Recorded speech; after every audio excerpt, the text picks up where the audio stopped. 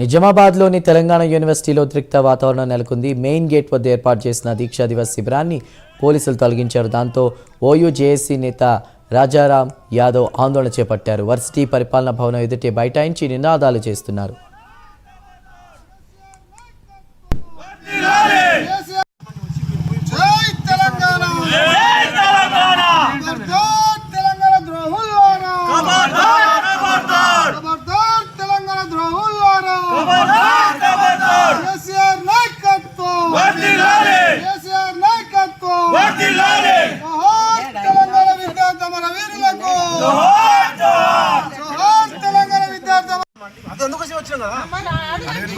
కేసీఆర్ గారు మీరు తెలంగాణ పోలీసే కదా, తెలంగాణ ఆఫీసరే కదా, చూడలే కదా.